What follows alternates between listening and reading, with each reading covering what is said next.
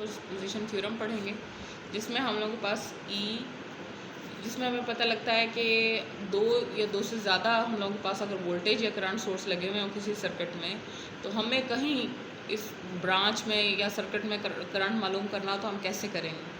Superpose का मतलब आपको ऑलरेडी पता है सुपरपोजिशन थ्योरम का, कि भाई सुपरपोज का मतलब है इंडिविजुअल जो इफेक्ट है उन सबको जमा करना। तो इसका सब बहुत आसान थ्योरम है।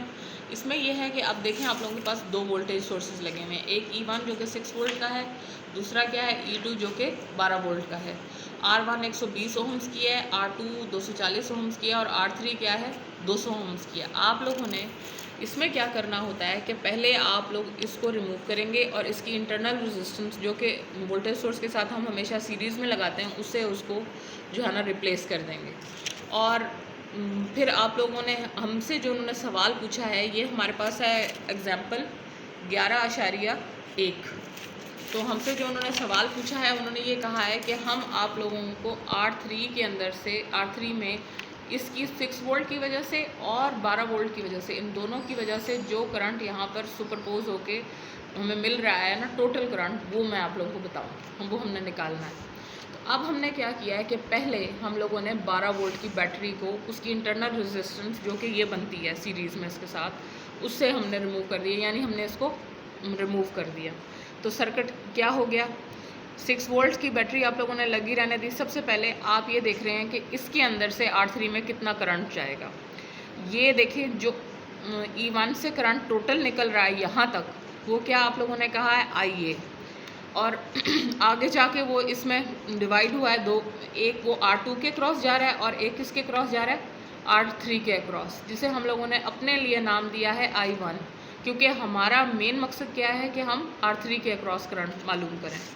तो इसके लिए सबसे पहले हम IA मालूम करेंगे जो इधर तक करंट जाता है, फिर हम उसको क्या करेंगे, इन दोनों हिस्सों में तकसीम कर लेंगे।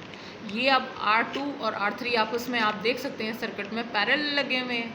तो हम लोगों ने क्या करना है कि इन दोनों का पहले पैरेलल ये निकालना है, फिर हम लोगों ने क्या करना है, इसको इसमें सीरीज़ में निकाल के तो इकट्ठा कर लेना है इन सबको, उससे R इक्विवेलेंट निकल आएगा। और जब हम ये लगा लेंगे तो उससे हमें पता लग जाएगा कि 6 वोल्ट की बैटरी जो है वो हमें कितना करंट दे रही है, जिसे हमने नाम दिया है IA का।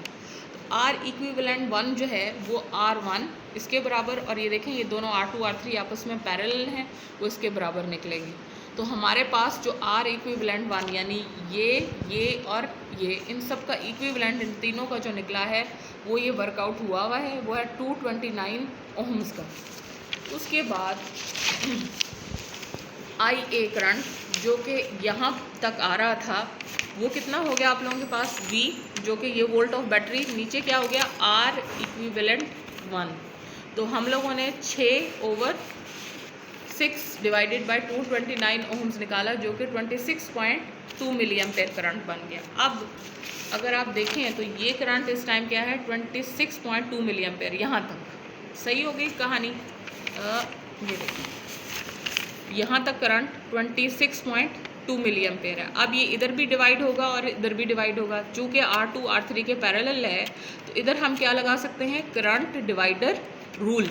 और वो हम लोगों ने I1 मालूम करने के लिए, इसके अंदर से करंट को मालूम करने के लिए करंट डिवाइडर रूल लगाया है, IA multiplied by R2 which is opposing R3 plus R2। ये जब आप कर लेंगे तो ये 14.3 मिली एम्पेयर बन जाएगा। E2, अब आप लोगों ने देखना है कि E2 की वजह से इसमें कितना करंट आता है।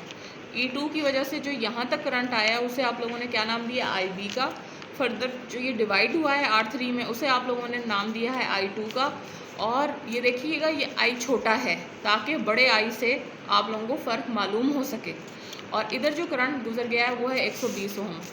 आप ये देखें ये R1 is parallel to R3, और फिर ये इसके साथ क्या हो जाएगा, सीरीज़ में लगेगा। तो आप R1 is parallel to R3, R equivalent 2 निकालेंगे इन सब का। इसी तरह से जैसे पहले आप लोगों ने किया था, ये आपस में पैरेलल हैं और जो इसका इक्विवेलेंट होगा वो इसके साथ क्या होगा, सीरीज़ में होगा।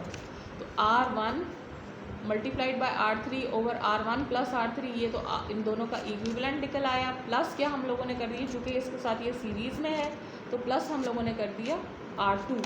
ये जब हम लोगों ने सारा मल्टीप्लाई किया तो हम लोगों के पास R इक्विवेलेंट 2 जो निकला वो निकला तकरीबन 315 ओम्स। और अब आप देख सकते हैं कि ये यहाँ पर इधर से जो जा रही है E2, चूँकि ये IB हम लोगों ने लिया था, हमने IB मालूम करना था, तो हमें R equivalent to total resistance of the circuit मालूम हो गई है, तो हमें पता लग सकता है कि इससे टोटल करंट इस बैटरी से कितना आ रहा है, और वो कितना तकरीबन आ रहा है 38 मिली एम्पेयर। अब आप ये देखिए कि I2 जो है वो निकालने के लिए, जो कि इसके क्रॉस है, हम फिर यहाँ पर क्या निकाल सकते हैं, ये हमें पता है कि ये तकरीबन कितना है 38.2 मिली एम्पेयर। ये दोनों आपस में क्या है बच्चों, सॉरी पैरेलल लगी हुई है। यहाँ पर क्या यूज़ कर रहे हैं, करंट डिवाइडर रूल। तो जब करंट डिवाइडर रूल आप यूज़ करेंगे तो इससे भी कितना आ जाएगा करंट 4.3 एम्पेयर।